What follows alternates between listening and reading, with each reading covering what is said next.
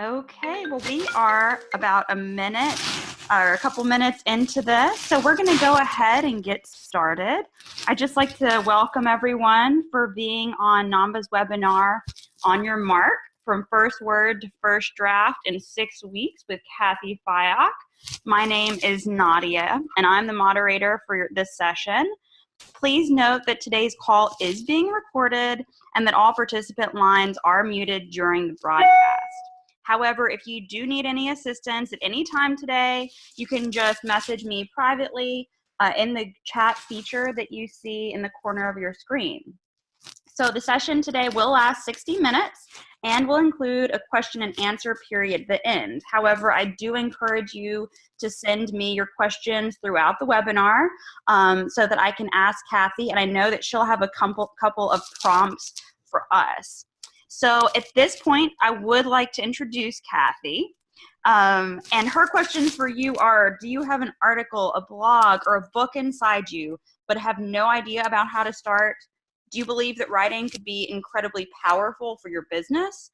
And do you believe in the power of telling your story? If you answered yes to any of these questions, then you're absolutely going to love Cathy.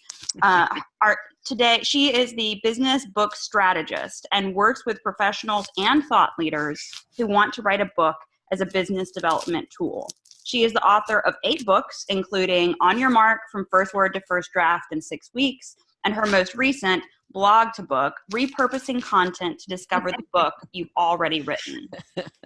Before her new business launch in 2014, Cathy was an employment strategist with several business and HR consulting firms and also led her own company for more than 20 years. Cathy loves to sing with her church choir, at piano bars and karaoke, and sang professionally with the Kentucky Opera. Cathy is a Diane Sawyer fan. Diane's mother was Cathy's 3rd grade teacher and is a card-carrying member of AARP. Her vanity license plate is Queen Bee. You figure out what the B stands for. And now to help us learn how to write, please welcome from Louisville, Kentucky, Cathy Fyock. Great, Nadia, thank you so much. I am so excited to be with you here today. In this hour, here's what I want you to do. If you thought you were just gonna, kind of sit back and be entertained, not so much. This is going to be very, very interactive. I want you engaged. I want you involved. We're going to be doing some exercises together. So please clear your desk and get ready to get started on discussing how we go about writing our books. We are going to be doing some writing exercises, so I encourage you to get your tablet or your notebook, or even to arrange so you can type on your computer, but don't close out the webinar. Okay, here we go. We're going to get started. First, let me just say this.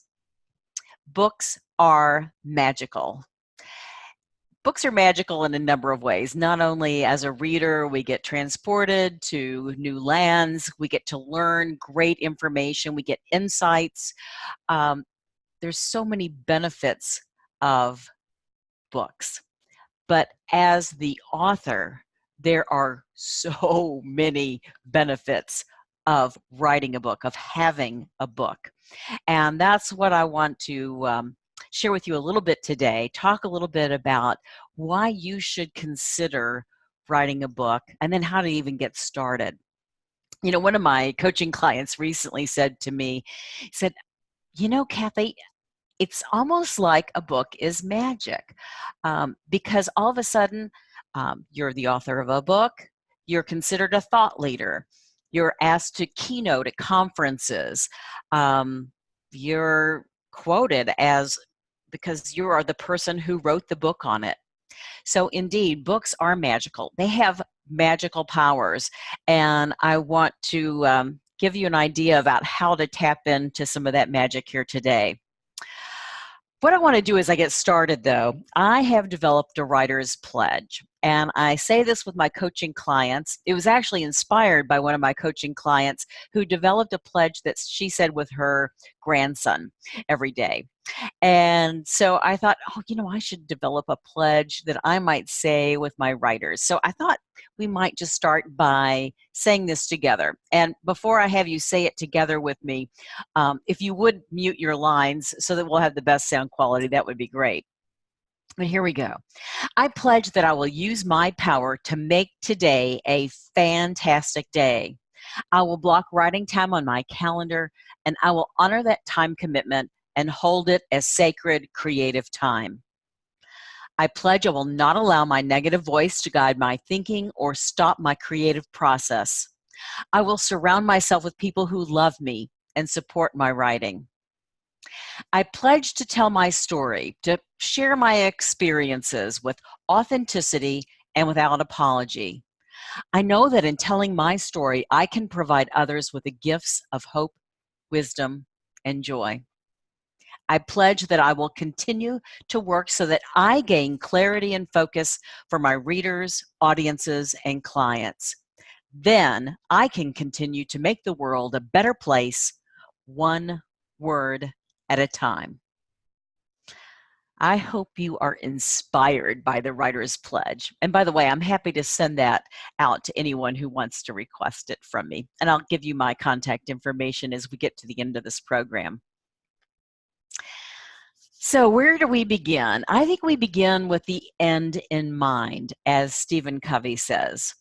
When you're writing a book, when you're doing any writing, I think it's important to start with identifying your why. Why are you wanting to write? What goals are you wanting to personally achieve? I know that when I wrote my books, this is one of my books, The Truth About Hiring the Best, back when I was an HR consultant and HR thought leader. Writing a book was one of the most powerful strategies for developing my expertise, for establishing my expertise, for getting new clients, for being asked to keynote at presentations. It absolutely is. If I could say, what is the one success strategy you used in establishing a business and growing a business, I would say writing. First, writing articles, writing media releases, doing some simple writing, and then ultimately writing my books. So I'm going to take you a little bit more on this journey. I think there's a number of different reasons that you might want to consider writing a book. First of all is the celebrity that you get when you are the author. You have more visibility. You have more media exposure. I've been quoted in the Wall Street Journal, the New York Times, HR publications, because I am an author. And that expertise goes a long way. In fact, I've heard it said that your book can become a calling card. You can quite literally be the person who wrote the book. And that's pretty exciting to be known as the person who wrote the book. If you are thinking about speaking, about positioning yourself as a thought leader, your book will help you there. If you're thinking about leaving a legacy, about making the world a better place, I think there is no better way to do that than by writing. And finally, last but not least, I believe that writing a book can be a wonderful revenue stream. So not only can you get money from the book sales, which is the obvious way that you make money, I think you make money in many other more significant ways. For example, as a consultant and leading my own business, I found that I was able to close more sales because I had more visibility. I was able to have an expanded reach and reach more clients that I was not able to reach otherwise. And I was able to charge more. So lots of different ways that a book will bring you money. So pretty exciting stuff. So what I want to do is our first exercise. So some of you are thinking, okay, so what am I going to write about? What am I going to do? So first, I want you to think about what is your area of expertise? What is it that you love to do? What is it that folks come to you because you know this stuff. You know how to get things done. So think about if you were to write a blog or a book or an article or a white paper, what would it be about? Where is your passion? And I really want you to think about, where do you want to go? A book will take you where you want to go. So you need to be careful what you write. Because just because you know something doesn't mean that's where you want to go and you want to spend a lot of your time. For example, in my world of human resources, a lot of HR professionals know how to write job descriptions and do some of those mundane things like create employee handbooks, but maybe that's not where you want to go. So be careful to identify where you have a real passion, where you would like to spend more of your time. One of the things I do with my clients is I give them magic buttons, and I have on one of my magic buttons here today. It says, "Ask me about my book." And I want you to imagine for just a moment that you've been given a magic button, and you're at your local Starbucks, you're getting a Panera, and you're wearing your button, and someone walks up to you and says, "Oh, I didn't know you were working on a book. What's your book about?" This is your first challenge, is to answer that question. For those of you who are working on a book or on a paper, it's the answer to that question. But for some of you who are kind of thinking this might be something that you would do in the future, what would your book be about? What's the answer to this question? What I'd like to do is, using the chat function on your control panel, is type in, "What is your book about?" What is your book about? This is your first way to sort of claim, this is where I'm going. Because the more we can state our intentions, the more we can put it out there in the world, the more likely we are to accomplish those goals. So that's job number one. So Nadia, if you could share with us what people are typing into that chat function. So what is your book about, everybody? I'd like to hear. Nadia, do we have some responses? We don't have any responses yet. So I just sent a message to you guys in case you don't know where that chat feature is. I just sent a message to everyone, and you can either respond to everyone or you can respond to me privately. Very good. So what's your book about? What topic would you want to tackle? Maybe you've learned how to deal with really difficult bosses. One of my authors' new book is How to Work with Jerks. Maybe that's your area of expertise. Maybe it's dealing with leadership in organizations or in certain types of organizations. Maybe it's about change management or how to build a productive culture. Maybe it's about project management. So what is your book about? Anything, Nadia? Nothing yet, which lets us know maybe that is, oh, we do have one that just came in and said content marketing for small businesses. Yay. Okay, Anne, you put a stake in the ground. That is a great start, because we have to start by saying, this is what I know something about. In my past, when I was working in HR, I left my corporate job to start my job as a consultant. And one of the things I did when I was in my corporate role was begin an initiative for employing older workers at Kentucky Fried Chicken, where I was working. And what was interesting is I went to research the topic about aging workforce, older workers. No books existed on this topic. So as I did more research about it, I recognized that first of all, there was a huge need for information, someone to codify this body of knowledge. And I also recognized that I probably had as much knowledge as anyone, maybe not, maybe in the world, about the topic, at least the only one willing to write the book. So that was actually my first book, America's Workforce is Coming of Age. It was published in 1990, about the aging workforce. It never caught on. Unfortunately, only in the last few years has everyone understood the power of the aging workforce. But it's kind of interesting that that's my first book. That was what I decided to write about. Nadia, we have some more ideas? Yeah, Erin said how to market your value as a professional. Ooh, I like that. Very, very good. Well, keep thinking about this. This is the foundational piece. If you do only one thing, if you learn only one thing on this call, it's the power of being able to answer this question.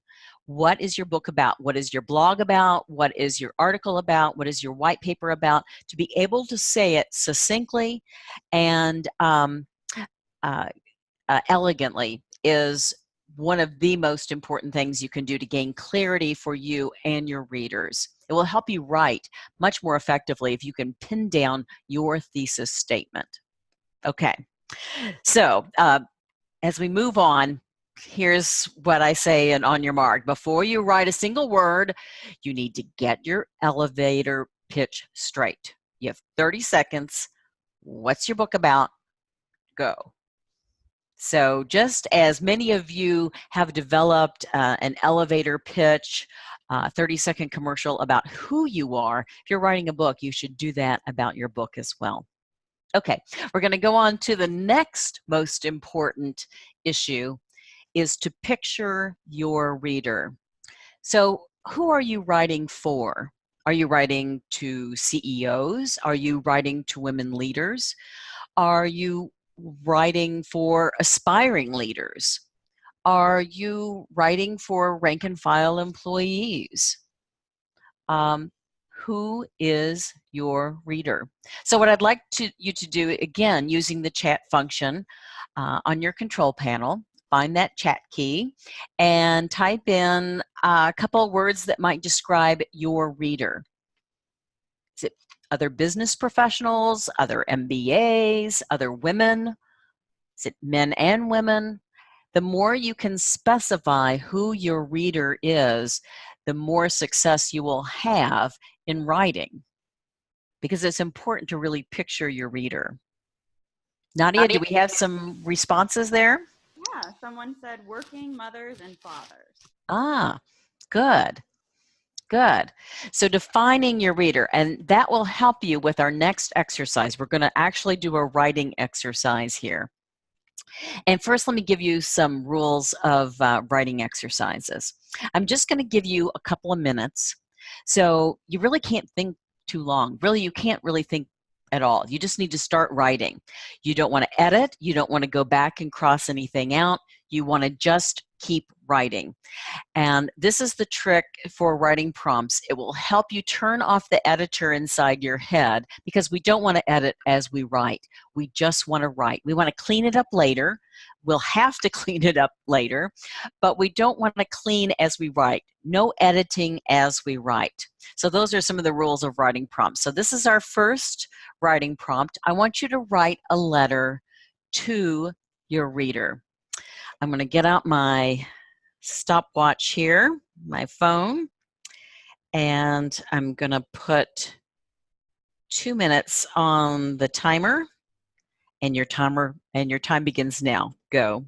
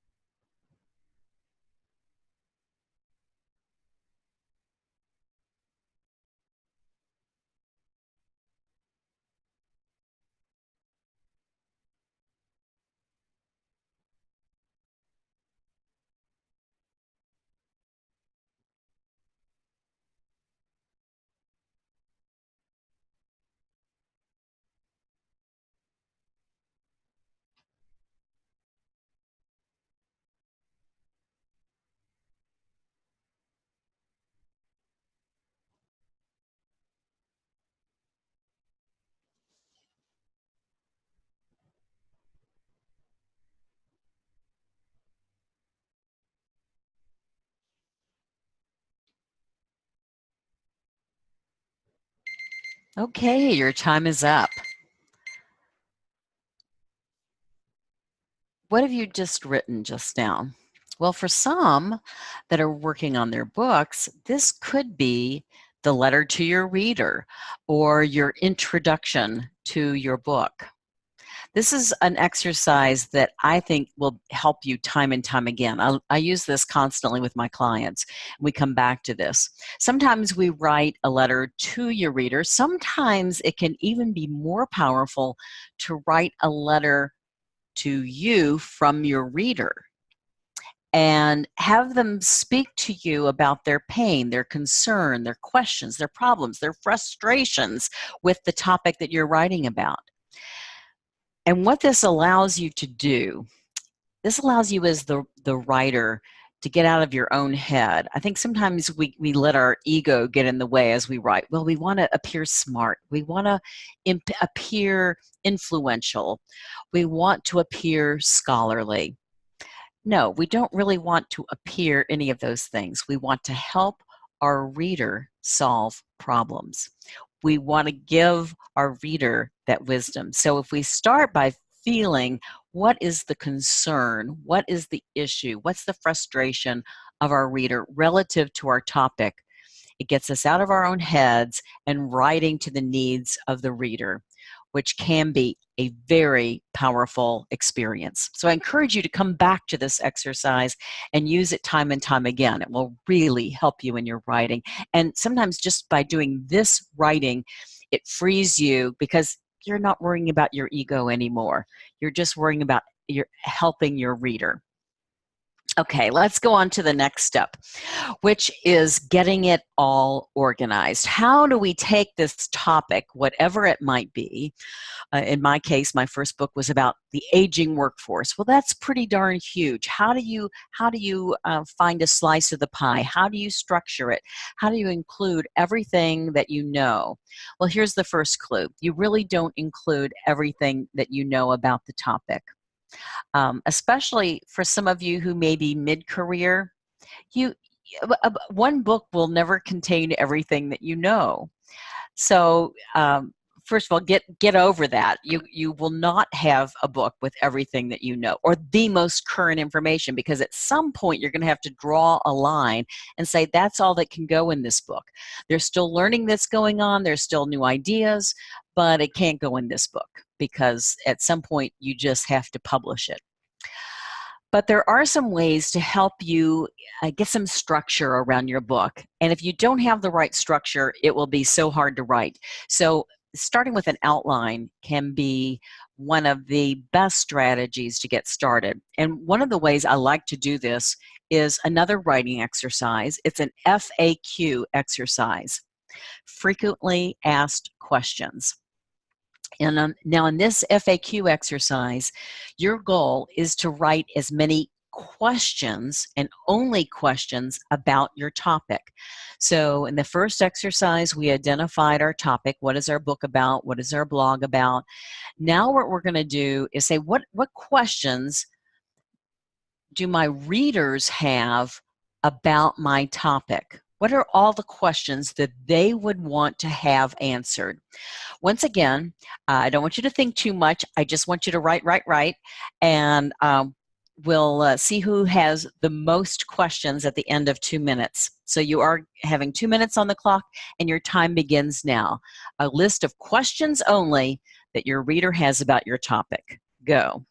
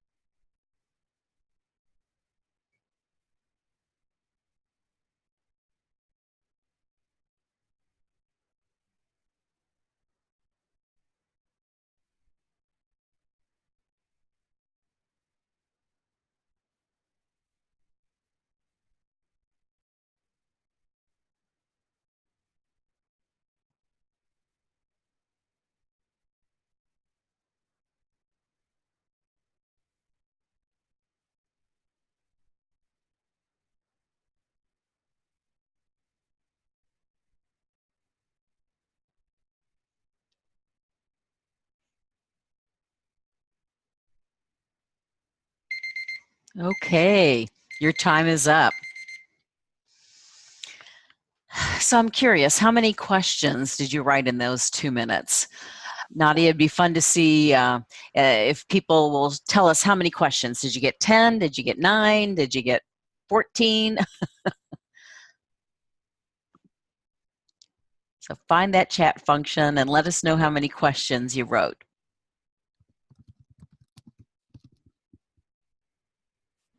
Anne is saying she got 9 questions. Yay, Anne. So I'm hoping you at least got 9 questions like Anne did. Now, some of you are thinking, okay, so what do I do with these 9 questions? Well, this is the start of your outline. What I love about starting with questions is that when you sit down to write, you are really writing the answer to the questions, so that you never have to sit down to a blank screen or a blank page. You're always sitting down to the question that your reader has about your topic. Now, I like to do this exercise like on steroids, and the way you do it on steroids is with Post-its.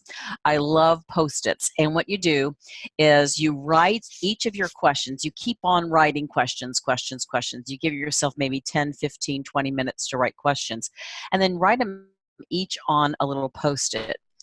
Then what you do is you get a big board, a whiteboard, or maybe just a wall, a hallway, whatever works for you, and then you start organizing these. Well, these sort of group together. This maybe is all chapter 1. This is the business case for my topic. Maybe then I do a deeper dive. If there's a process, maybe it's the steps in that process. So you get the idea. You're moving around your Post-its to form a content outline. A content outline in the form of questions. And then once you have your outline fleshed out, and by the way, you can keep doing this exercise. So let's say on chapter 4, you know you want to have information about whatever that chapter is on, but you don't have really a lot of questions. You maybe just have 1 or 2 questions. Let's do a deeper dive. Let's do a 10-minute prompt where you give yourself, okay, I'm just writing about questions for chapter 4. And that's what you do for 10 minutes. Just write the questions. Organize the questions in some sort of logical flow, and then you can start writing. But you only start writing once you have fleshed out the outline. And you do that by you keep coming back to the FAQ exercise, which keeps having you answer these questions. Now, what's beautiful about this exercise also is each question could be a blog post. Each question could be a short article.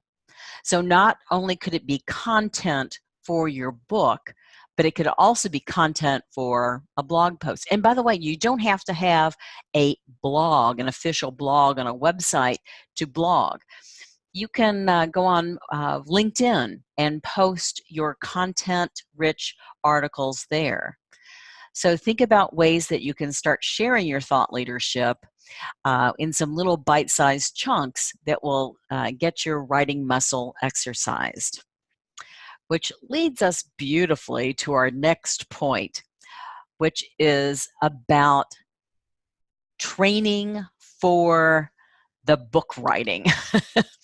So the analogy I love to use is we would never think about having a goal of, gosh, I want to run a marathon. And you know what? I'm going to put on my tennis shoes today, and I'm going to go out today, and I'm going to try and run the whole marathon. That would be crazy, right? We'd hurt ourselves. We'd probably swear off running forever if we tried to do that without training, without exercising our muscles, without getting our muscles in shape. And that's what we need to do if we're going to write a book. A book is a huge project. So we need to get our writing muscles in shape. And I want to give you some ideas for ways to get started on this process. First of all is to have a regular way of writing. So, and I don't want to say daily, because some of you may say, gosh, my schedule will not permit daily. Maybe it's just on a Saturday or a Sunday afternoon. Maybe it's on Thursday night. I don't know, whatever your schedule permits. And I know some of you have crazy busy schedules, but you'll need to carve out a little bit of time for some regular writing. So that's what I'd like for you to do first is think about how could I carve out some time. Maybe it's at the beginning of your day, you're going to do 5 minutes or 10 minutes. It doesn't have to be a huge goal. It just needs to be something that you can achieve and you can start a habit, a daily or weekly habit of doing more writing. It could be just writing in a gratitude journal at first. I think that's a great way to get started. The other thing I would suggest to you is you need to know your writing strengths. You need to know your happy time to write, and you need to know your happy place to write. So what do I mean by that?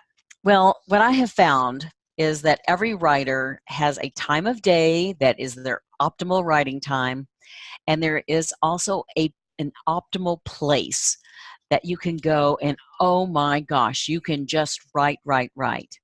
And you need to figure out what those are. Now, how do you do that? First of all, I say it's a great idea to track your word count, to know your word count. And by the way, authors know word count. It's not how many pages an article is or a book is, it's how many words are in it. That's what you need to start getting familiar with. And in Word, if you work in Microsoft Word, you know in the bottom left corner of the document, it shows you the word count for that document.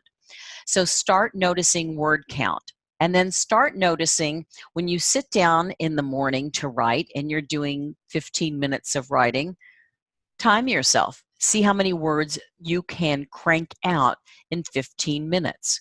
In the evening, you're sitting down to write.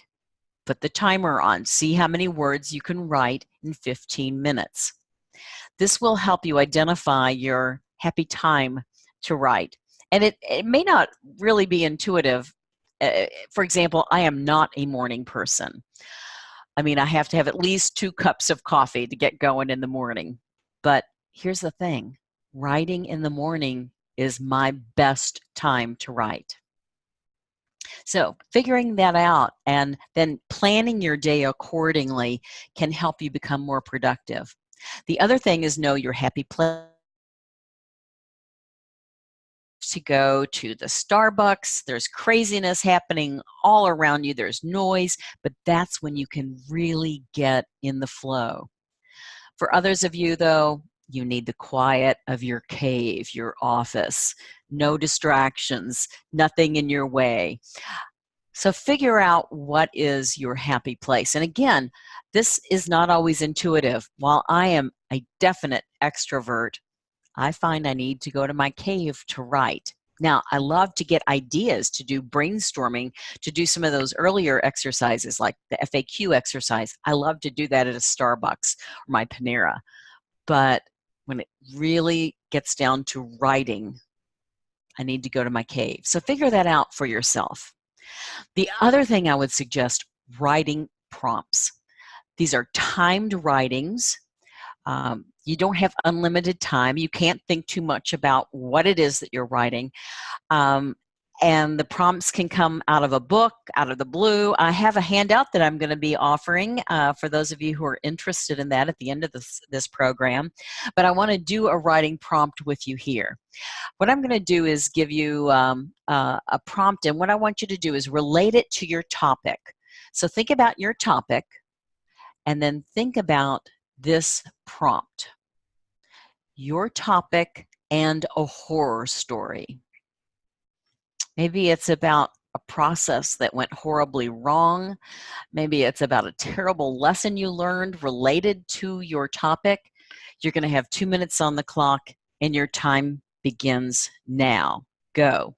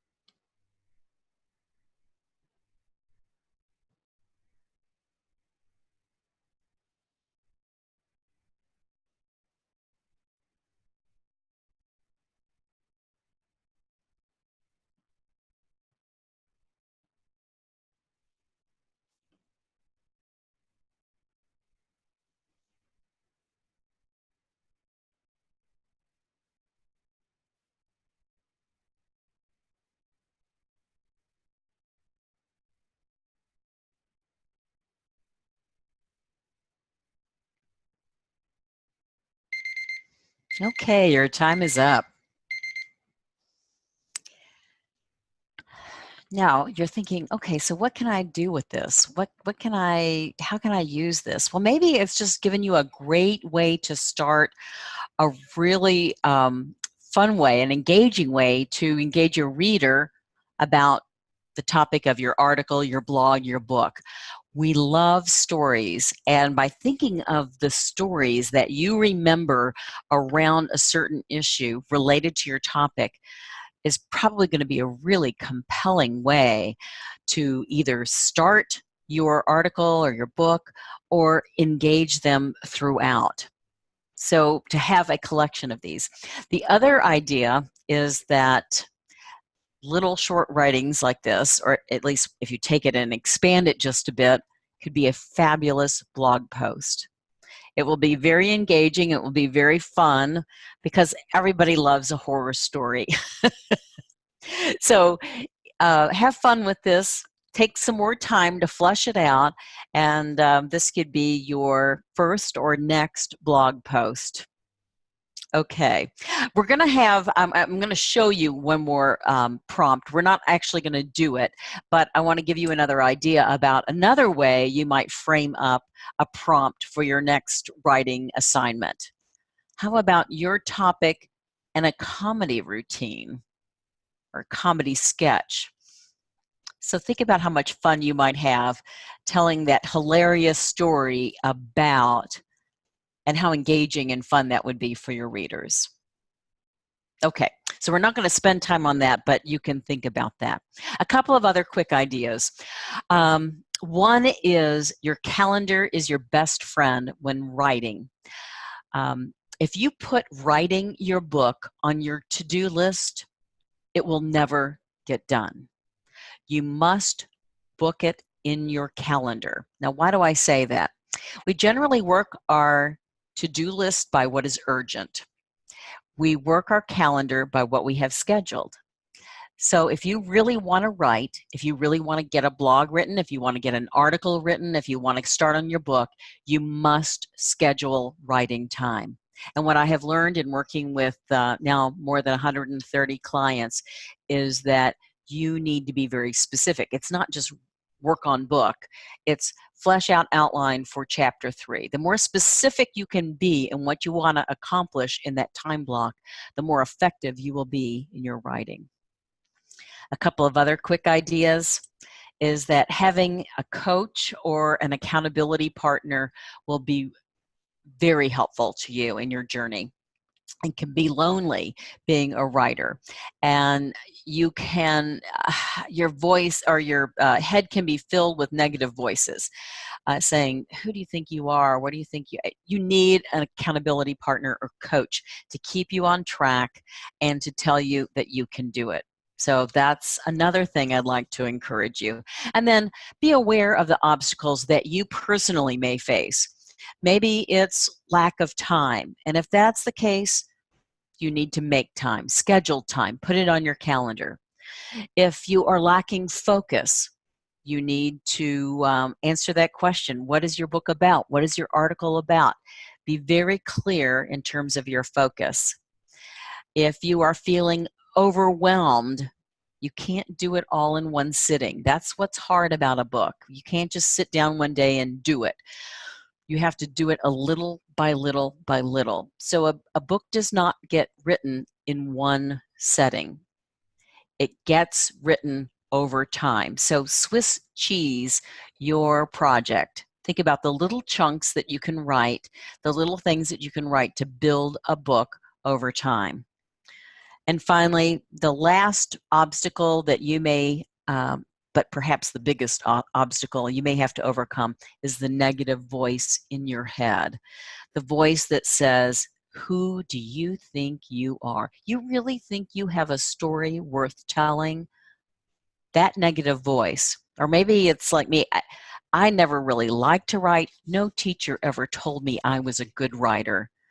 So what made me think I could write a book? Sometimes it's just by claiming it and saying, I'm going to do this, and I'm going to surround myself with people who love me and support me, and I'm going to do it. And you can do it too. I'm going to give you a couple of ideas for homework, and as I'm giving you these, I want you to start thinking about your questions, because we're going to take questions from you about how you get started, how you keep going with writing your book, some homework ideas. Maybe create a vision board for your book. What do you want to accomplish? I love the idea of finding pictures that illustrate what you want to happen with you, your career, your business, as a result of having written. Maybe you're speaking on the big stage. Maybe it's you giving a TED Talk. Whatever it might be, create a vision for that. Write and rewrite your thesis. The answer to that question, what's your book about? Write a letter from your reader to your reader about your reader. Work on your outline, your FAQs. Keep that going. Keep it fleshed out. Block writing time on your calendar. Find an accountability partner, somebody who's going to hold your feet to the fire and encourage you and cheer you on. And then think about journaling and doing some writing sprints or writing prompts as you go. So Nadia, it's now time for questions, but as Nadia is, as you are typing your questions in and as she's reviewing those, I want to give you an offer. If you would like a complimentary strategy session with me to discuss an idea for the book, it can be in the very early stages. I am happy to do this. You can contact me at Cathy@cathyfyock.com. Also, I have a handout. It's 30+ writing prompts of different ways to get you started on your writing. Let me know if you are interested in that. And then if you're interested in my Writer's Pledge, I'm happy to share that as well. So Nadia, what questions do we have from folks out there? Okay, Cathy, so just a comment from Anne, who is our marketer. She said just a little comment that whenever you're doing your FAQs, she said it'd be very valuable to talk to some people who are in your reader audience. So like you said, come up with that audience and then ask them the questions that you have on the topic. She does Yes. research for a living. So yes. So yeah, I love to go on and use social media for this to say, and I've seen some of my authors do this. They put on social media, I'm working on my new book on this topic. What would you like to read in a book on that topic? Do you have stories to share? I'd love to hear from you. So inviting your tribe to weigh in, or for your targeted reader to weigh in on those things, can be a great strategy. And you can just do it conversationally, but you can also take advantage of social media for that as well. And Cathy, the rest of our questions are geared around how to hone in on your topic. If you're not quite sure what your specialty is, I think a lot of women sort of struggle with this, seeing themselves objectively, and thinking about what are some exercises that you do or you suggest that people do to sort of hone in on those topics. Well, I think that it's important that you recognize that you have experience, you have qualifications, you have interests, you have a perspective.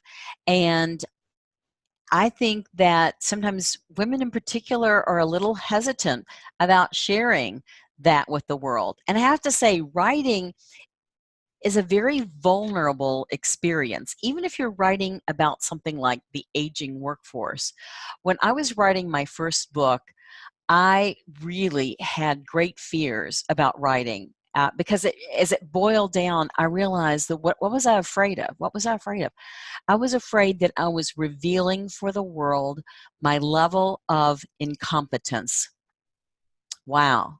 I was revealing for the world, documenting for the world my level of incompetence. And yet, who knew more about that topic than I did?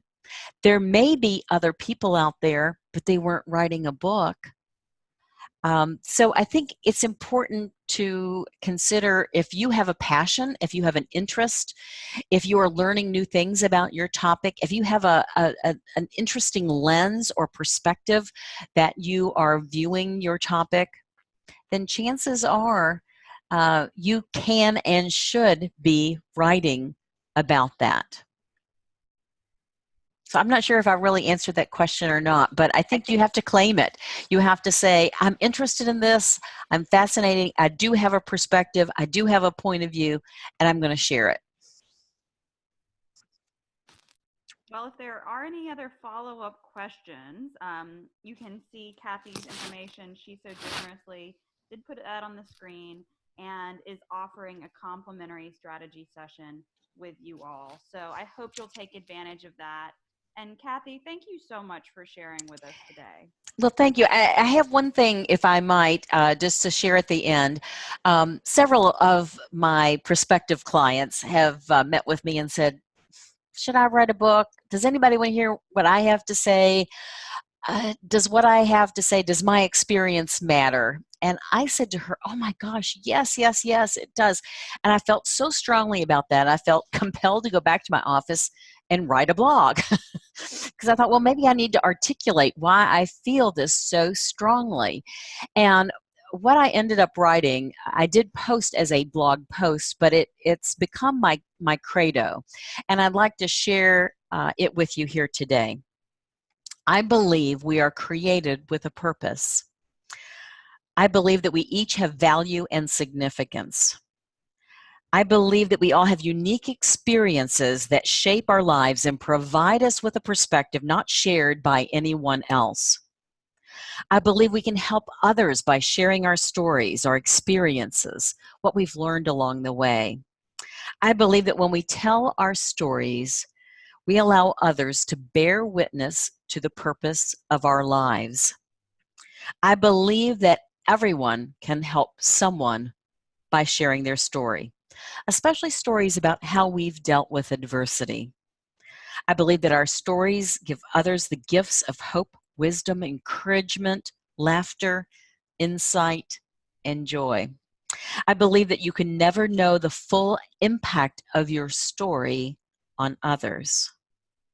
I also believe if you can help one person in a positive way by telling your story, that impact gives meaning and purpose to your life.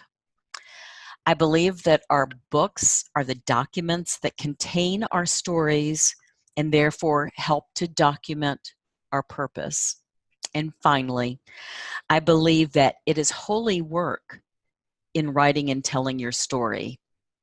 And it is also holy work in helping people tell their stories. My goal is to help you tell your stories. You have experience, insights, wisdom that the world needs. The world needs you. The world needs your voice. Please write and share your wisdom with others. Thanks, everybody. And thank you so much, Cathy. And thank you to everyone who attended today, and we look forward to hearing your stories. Thanks, everybody. Bye-bye.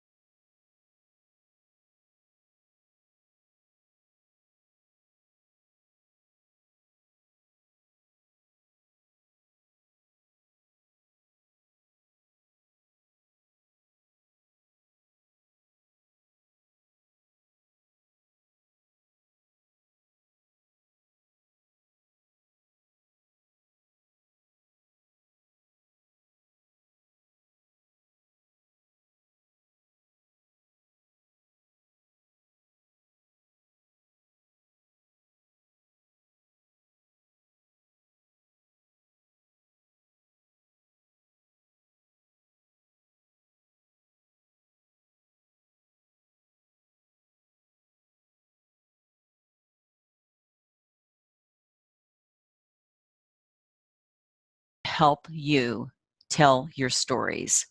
You have